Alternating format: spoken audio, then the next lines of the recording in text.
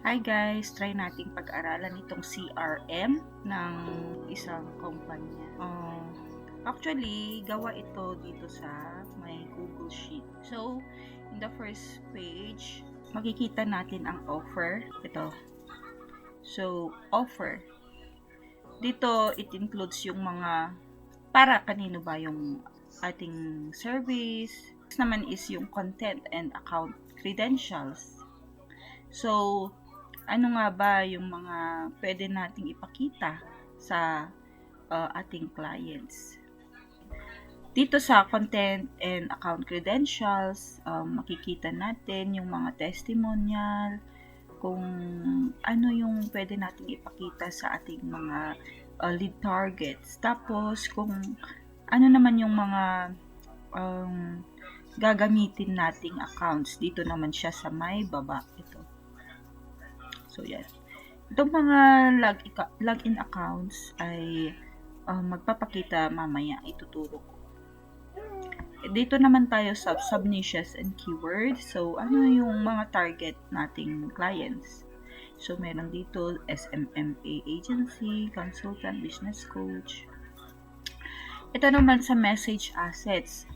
Ano yung pwede nating ibigay na mga message? For example, sa first script or first opener natin sa client. So, hi, Juan, I may be able to send you more prospects interested in your offer service. Are you in the position to handle more clients? Parang ganun. So, tapos meron din tayong mga follow-ups, yung first follow-up natin, second, third, etc. Tapos, dito sa email assets, meron din tayong pero hindi namin kasi ginamit to. So, pupunta tayo dito sa next, email outreach tracker. So, dito nagpapakita yung mga sabi niya dito, please do not edit this page. Ito, this is just for the review your cold email outreach metrics day by day. So, nagpapakita yung mga na-outreach natin through email every day. Pinapakita niya yung mga numbers.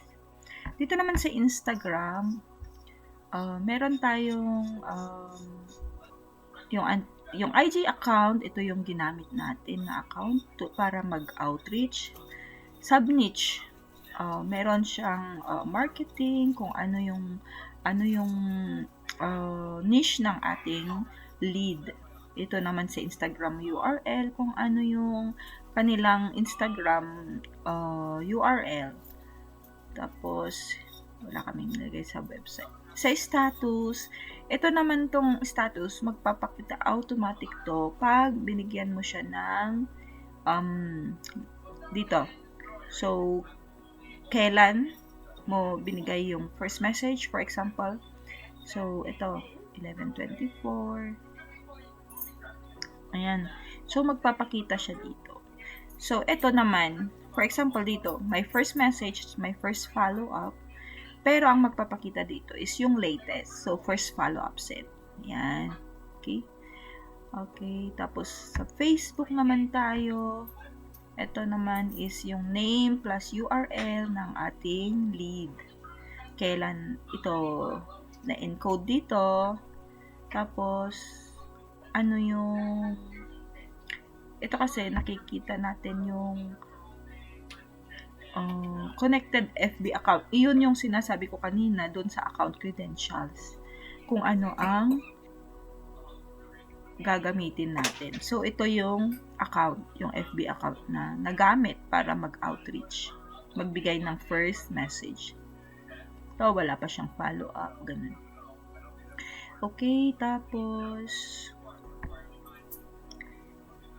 IG conversion rate. Ito naman, nagpapakita sa ating mga conversion. Ito, overall, sabi niya, is number of book. Wala pa. Ito, wala pa. Hanggang dito sa number of connected.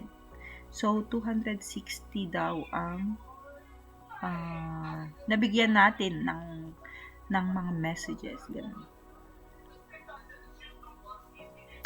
Dito, lumalabas siya sa result yung mga niches. So, pag nilagay natin doon is consultant siya, maglalabas siya dito. So, mayroon tayong na-outreach na 6 consultants. Ganun. Entrepreneur naman, 218. Life coach, meron tayong 16. So, ganyan siya. Tapos, dito sa Loom video, wala ang nakalagay, pero ganyan ang kanyang kinalabasan.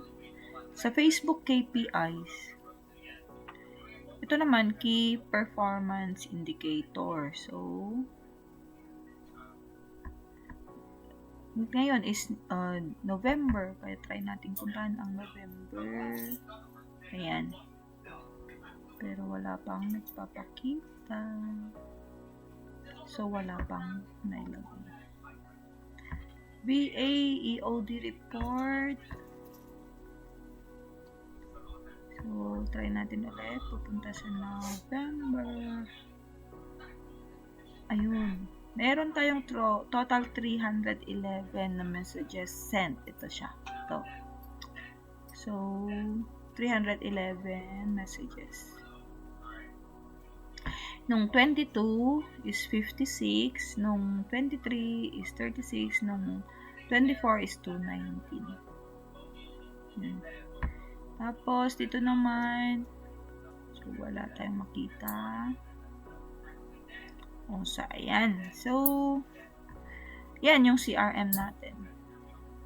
And, sana, ito is magbibigay lang ng overview, example, pagkuhanan lang natin ng like knowledge para makita natin ang sample ng or paano ginagamit ang CRM.